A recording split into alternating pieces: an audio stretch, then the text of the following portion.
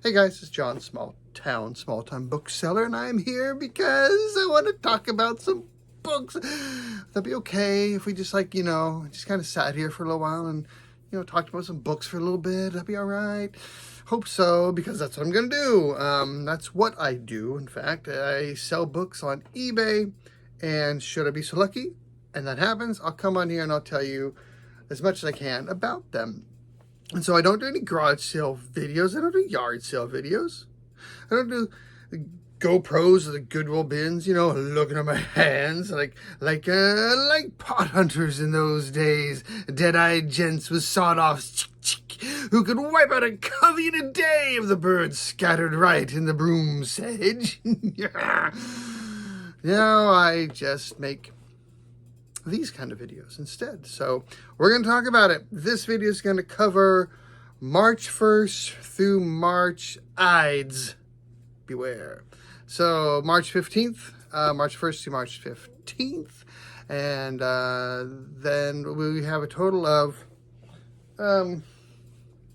23, I believe, 23 books. Is that right? Or 21? Not sure. 21 or 23 books.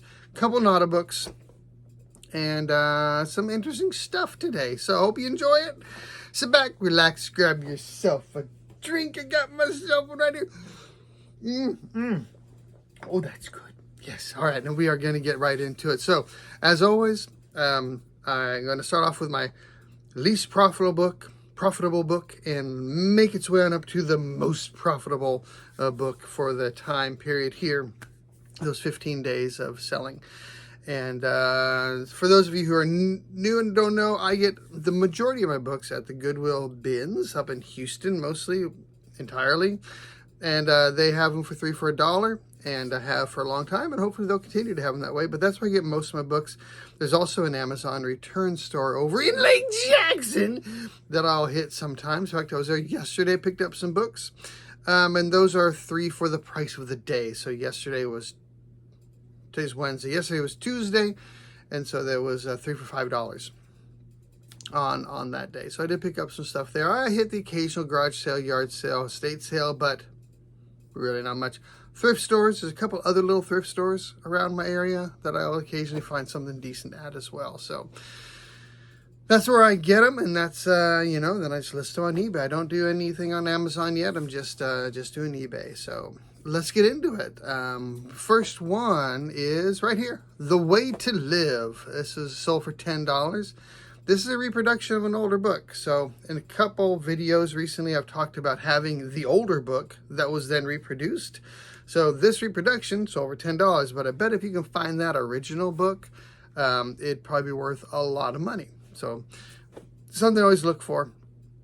Then moving on, we have The Masters of Animation, which sold for $10.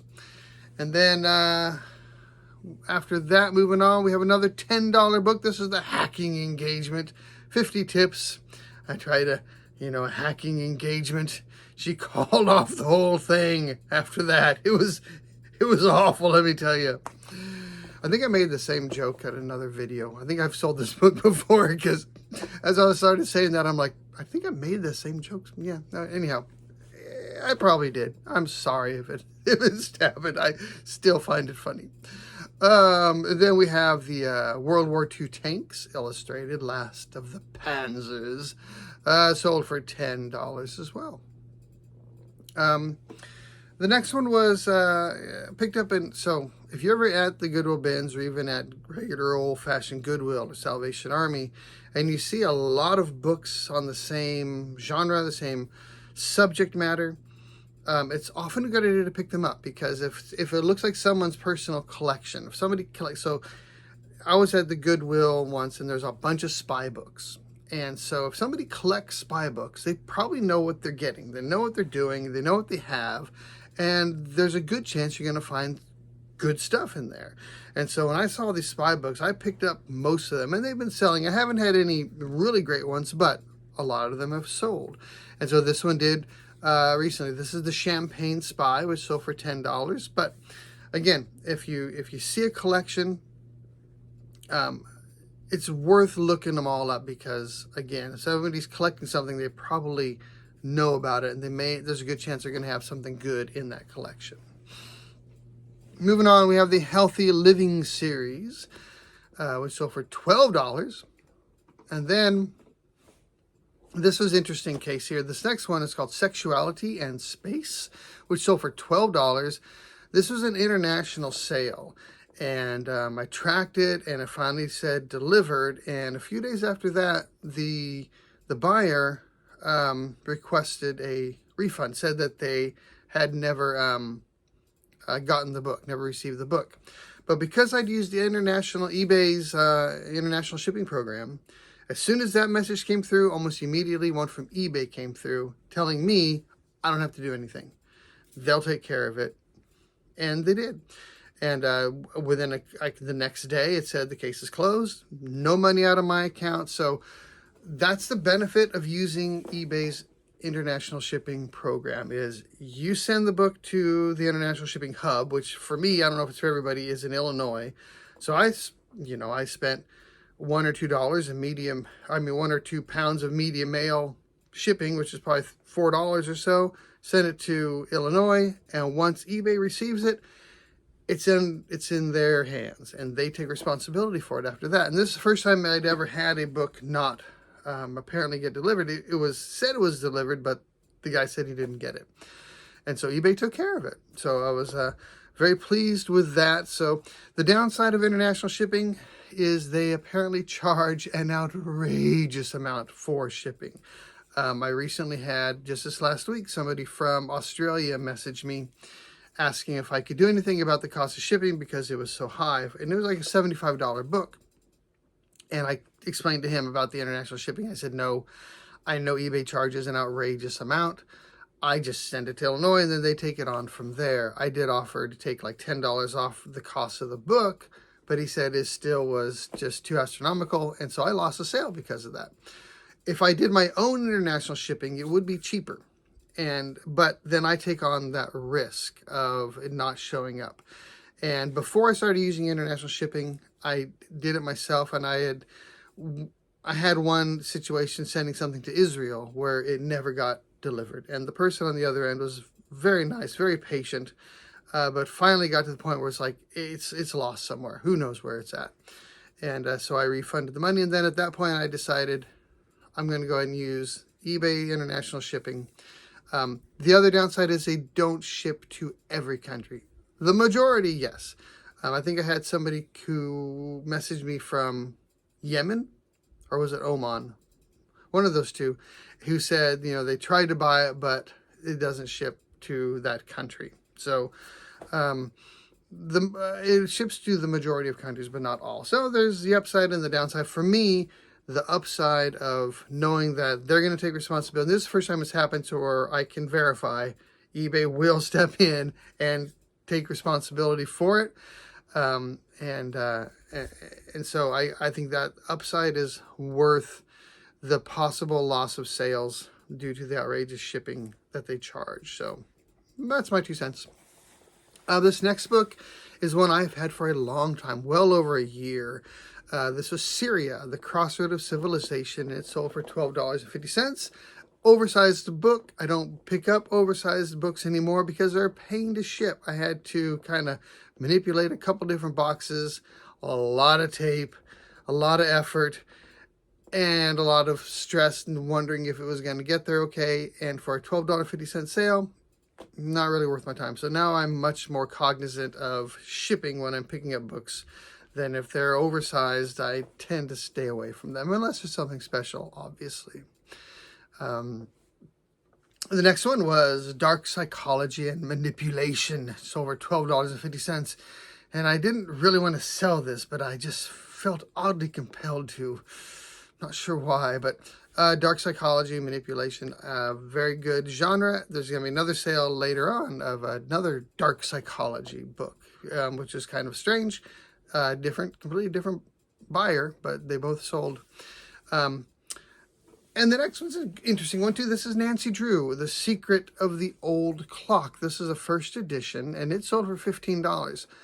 Nancy Drew books, the vintage ones, and even the newer ones, like the ones from the 60s, 70s, they sell. And I've often lotted them up, and you'll get a lot of, 4 or 5 or more, selling for $4 to $5 a piece, something like that. But a few of them are worth a little bit more, and this is one that it wasn't in great shape. If it was, it'd be worth even more. But The Secret of the Old Clock is one that is worth, at least a little bit more than others. And this was a first edition. All right, the next one, The Dead Sleep Lightly, which is a wonderful title of a book, The Dead Sleep Lightly, which is why we tiptoe around at night. And that sold for $15. Moving on, Casa Guadalupe sold $15. And this is the second one of these I've sold. I had 2 of these that I picked up in different places, and they both sold. So not a high dollar sale, but if you pick this up, you can, think that it's probably going to sell. So if I see another one, I'll definitely pick it up. If it's for 50 cents to $1, it's going to sell for 15. Moving on, The Book of Giants, The Watchers, Nephilim, and The Book of Enoch, $15. I believe that's a religious book.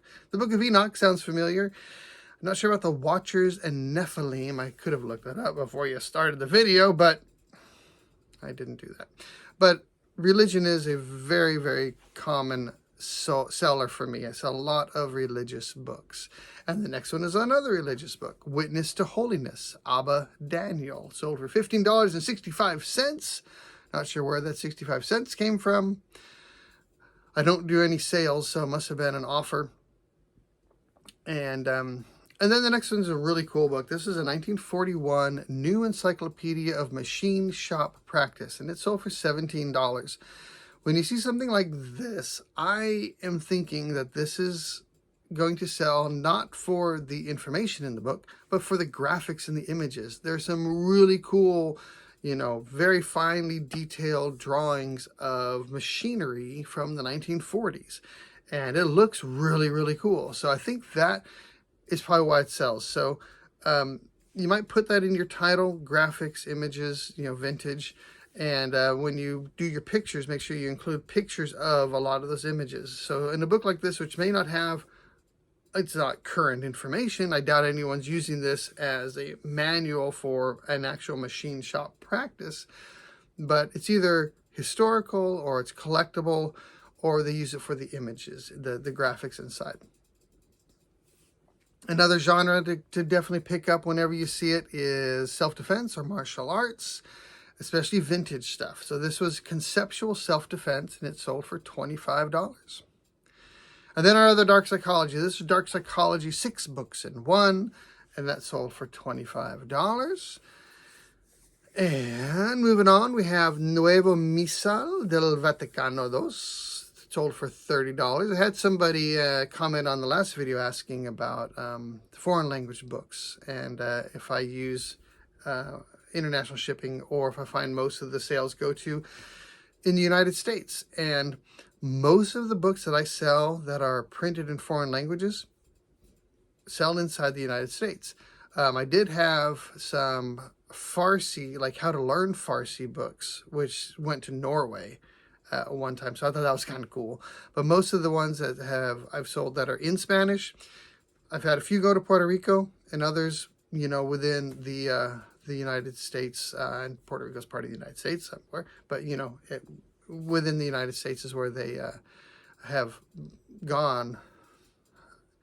I believe so. So I had a couple Serbian books that sold. So, and then cookbooks is another great genre, and this was called Indianish, and it was signed. And it sold for $40. So always check for signatures when you're picking up books. Cookbooks seem to be signed a lot. A lot of the Food Network chefs sign their books. So I've had Emerald signed books. I've had Alton Brown signed books. I had other people, sign books. And this is, I forget this author's name. I didn't write it down. I apologize. But it was signed, and so it sold for $40. Textbooks are one of the more obvious choices of something that you're going to pick up, because if any of you have been to college or anything, you know how expensive they can be. So Multivariable Calculus, 11th edition, sold for $40. the big caveat on those is it almost always has to be a recent one. If it's within the last 10 years, it's probably worthless. If it's 20 or more, it's possibly getting into collectible. If it's something from the 50s and 60s, it could very well be collectible. But as far as the newer ones, it almost always has to be the current or possibly the one before that edition. Then we had the Merrell's Pocket Guy to Radiography for $40. This was interesting because I was waiting for it to get delivered, and it wasn't showing as delivered. So I finally looking at the tracking, in the last line it said, delivered to agent for final delivery. And so I thought that was kind of cool. And I'm of course imagining secret agents, and I'm sure that's what it was. Had to have been. And then we have the Applied Process Design for Chemical and Petrochemical Plants, 1, 2, and 3, sold for $40. That one I picked up a Virage sale app. There's a guy that had advertised engineering books for sale, not for sale, but for free, if anybody wants them. So I contacted him, said, yeah, I'll come by, pick up a couple boxes of engineering books, and I've been selling a few of them here and there. So that was kind of fun. And then my first not-a-book item was these anodized aluminum Bonsai training wires. I had 2 of those. It sold for $40.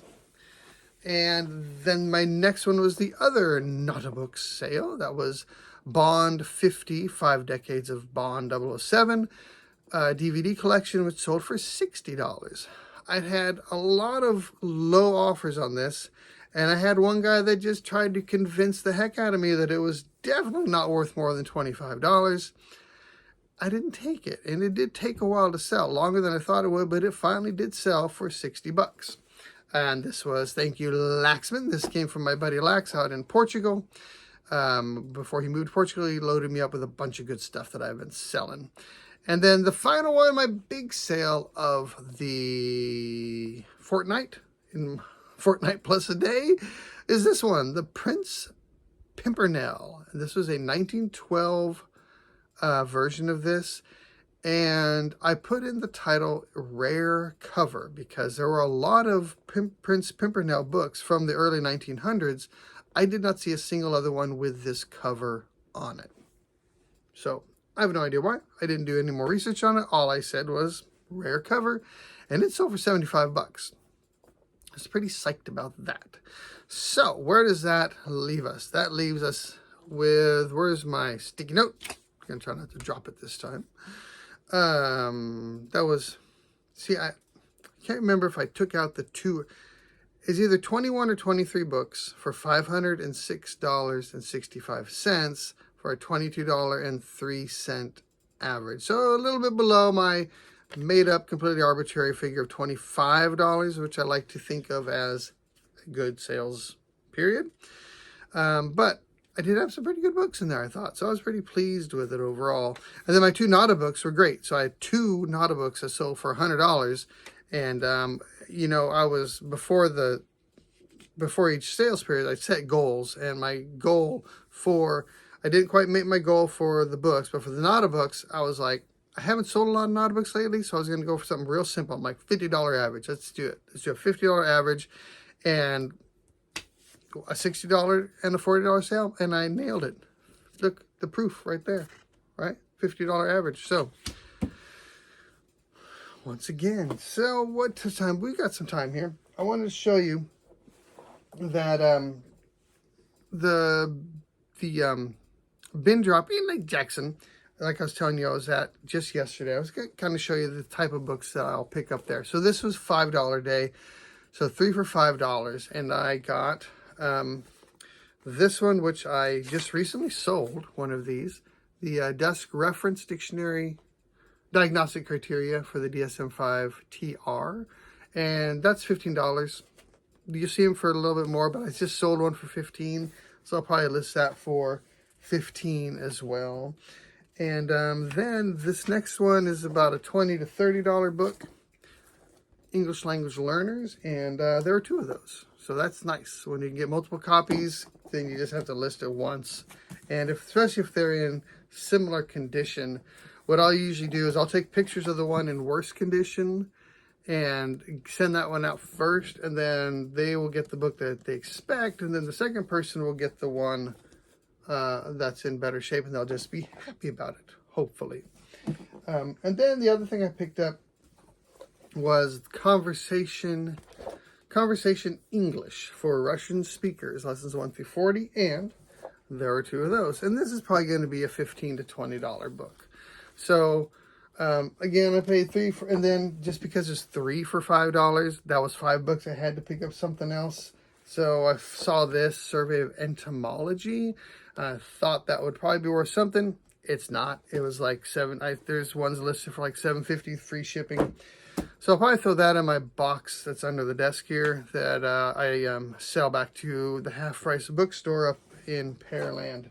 As soon as the box gets full, I'll just stop by there, take it in, see if they'll take everything, which is nice. And then they'll give me, you know, a little bit, make $5 or $10, sometimes $20 on a box of books that would normally just be donated. So that's what I do with those. Hey, thanks everybody for the views. Thanks for the comments. Thanks for the likes, the new subscribers and everything. It's been a lot of fun. I apologize for the ads that are in there now, but that's also kind of fun for me. So, but I know it's not for the viewer, but thank you, all of you. And I think that's it, right? We went through the books. We went through the sales. We went through a little extra stuff. And yeah, I think I'm going to call it quits. So I will hopefully see you sooner rather than later. Adios.